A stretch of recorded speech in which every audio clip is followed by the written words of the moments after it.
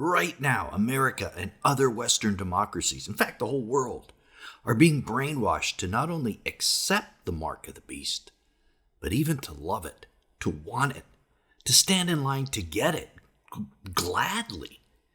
Some of these folks who will love it are attending the same churches you are. Some, sadly, will be watching this very video. How can that be?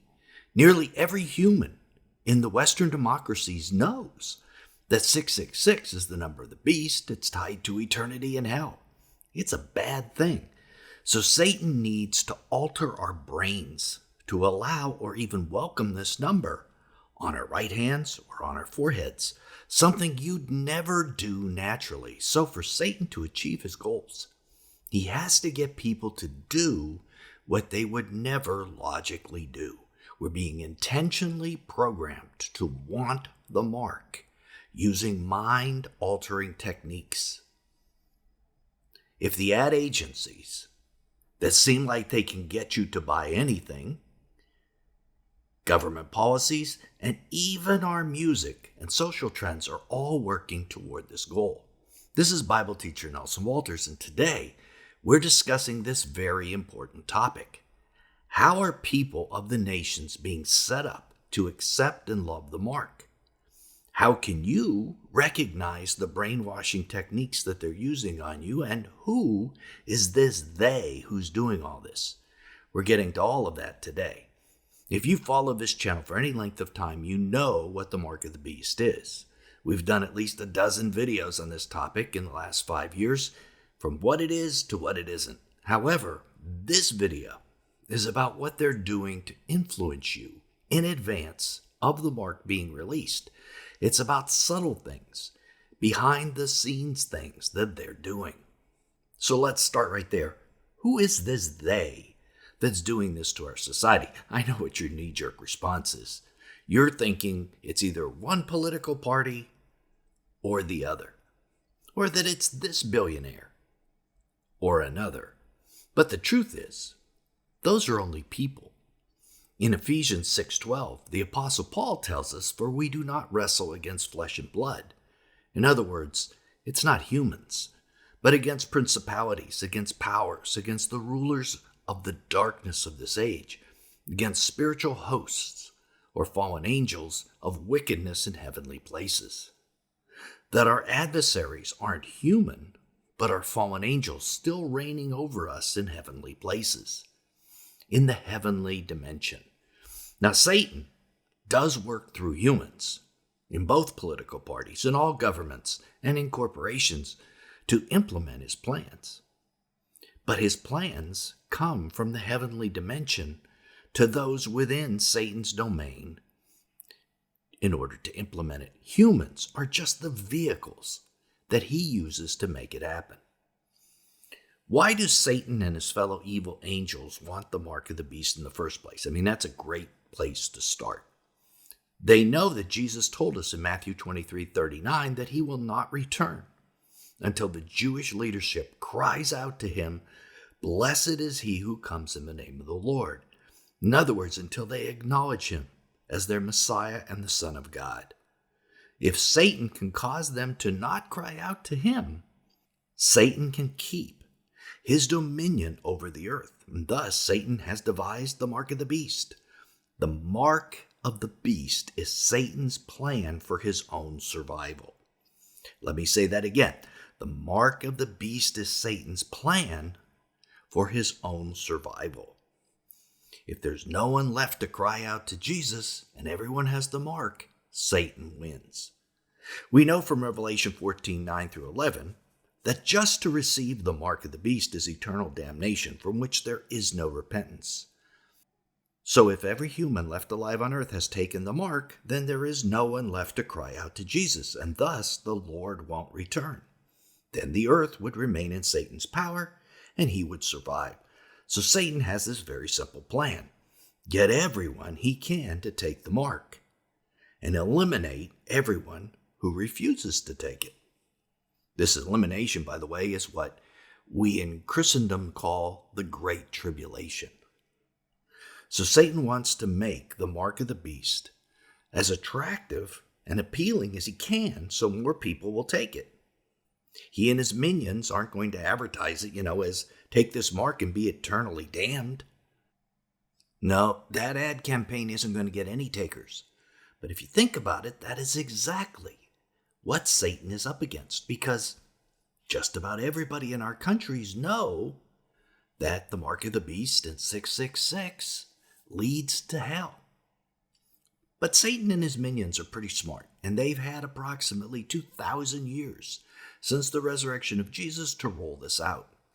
Since their very existence depends on this plan working, you can bet they've been very crafty in how they're designing it. And that design, we believe, involves brainwashing. Brainwashing, or mind control, is the idea that the human mind can be altered or controlled by certain psychological techniques. And it must be a worldwide brainwashing because they need to convince people all over the world to take it. And as we said, it's a tough sell, since nearly every human in Western democracies anyway knows 666 is the number of the beast. So Satan wants to alter our brains to allow or even welcome this number on our right hands or foreheads, something that if you weren't brainwashed, you would never do. So for Satan to achieve his goals, he has to get people to do what they'd never naturally do. In 1970, Soviet KGB agent Yuri Bezmenov described the Soviet plan to brainwash the entire USA. Although the techniques Satan uses will probably be a lot more sophisticated, brainwashing the whole world is probably in some ways similar to the simpler plan that the Soviets came up with. Bezmenov said that the first step was mass-scale demoralization by creating a lack of hope and a lack of self-worth. Nothing destroys hope like drugs. Have you ever wondered why mind control drugs, even legal ones like Zoloft and Xanax, sold $21 billion last year? And of course, like I said, that doesn't count the illegal mind-altering drugs whose sales are even much more than that. 2 whole industries are built on drugs: the healthcare industry and the pushers of illegal drugs. Psychoactive drugs that impact brain chemistry, If you want to change the way a person thinks, you must make the mind a fertile place for that change to happen. Drugs are one way that can happen. It's part of brainwashing. And I think it's part of Satan's plan, implemented with evil men in government and industry, and of course, the underworld.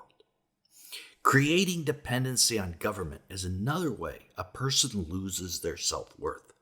This can be achieved by isolating the person from their social support networks and gradually breaking down their self-confidence and autonomy. By severing their ties with friends and family and other sources of support, the individual becomes increasingly reliant on the group that's conducting the brainwashing. Wondering why there's so many entitlement programs? This is one reason. Wonder why social media is pushed? To separate us from our real relationships with those around us. But true self-worth comes from our relationship to God, who proved our worth by dying for us on the cross. Never, ever forget that. But for others, once the manipulator destroys self-worth, the next step he's going to use is to destabilize the world's systems. Things like the financial system and the healthcare system, so people cannot rely on those things in a crisis. This is why Satan is having those he controls move the world toward digital currency and the World Health Organization control of healthcare. Why is digital currency being rolled out? To steal every asset you have and to create dependency on the government for subsistence. All these things are the early stages of the program. Now, it's about to get a lot more serious. John 10:10 tells us that the thief comes only to steal and kill and destroy. Jesus then added, I came that they may have life and have it abundantly. So expect stealing, killing, and destroying. This is the third part of the worldwide brainwashing program. Once people have their minds weakened and the systems destabilized, a crisis is created. You know, the elites are great at doing that. And without systems or your own self-worth to rely on, people and their will to resist are going to crumble. Again, notice Jesus added that abundant life is only found in Him. He is the only answer. If you're not relying on Jesus, everything we're saying in this video will not work for you. So what is this crisis going to be? Likely, it will start as an economic crisis, leading to some kind of massive loss of jobs and possibly starvation in various places. This in turn then would lead to social chaos and violence. People aren't going to just starve, they're going to try to steal and take it from others. The red horse rider of Revelation 6, 3-4 takes peace from the world. People will then yearn for an answer, a savior to return them to some semblance of the life they once knew, which is natural human nature. It is then that they are ready to accept the mark of the beast. And the second beast required all people, small and great, rich and poor, free and slave, to receive a mark on their right hand or on their forehead, so that no one could buy or sell unless he had the mark, the name of the beast or the number of its name. Revelation 13, 16-17. This, of course, is going to lead to complete dependency. No one is going to be able to buy food or clothing without the mark. No one can own property and pay their taxes without the mark. Everyone is going to be dependent. So if you don't develop a dependency on God, when the initial rollout of things like digital currency and the World Health Organization healthcare programs happen, will you be ready to resist the harsher dependency of the mark of the beast? Most are not going to. Another thing, did you ever realize that Satan doesn't know who's saved and who isn't? God's angels don't either. That's why in the parable of the wheat and the tares, God tells them not to uproot anyone until the harvest has come, because they don't know. So Satan, not knowing who is saved and who isn't, is going to do everything in his power to convert God's people to his side after the mark comes out. Once it's out, he'll move from these softer techniques like drugs, entitlement, propaganda, re-education, and even the crisis that's coming, and move to tougher techniques to break down the resistance in those who aren't taking the mark. He'll use the loss of freedom and torture. In Revelation 13:10, it says, if anyone is destined for captivity, into captivity he will go. If anyone is to die by the sword he must be killed. Here is a call for the perseverance and faith of the saints. So those days are coming for the saints. And the ones who don't relent to these tougher techniques, Satan is going to say, hey, they must be the elect. They're never going to take it. And he's just going to eliminate them. Because remember, if one person remains who can cry out to Jesus, Satan loses.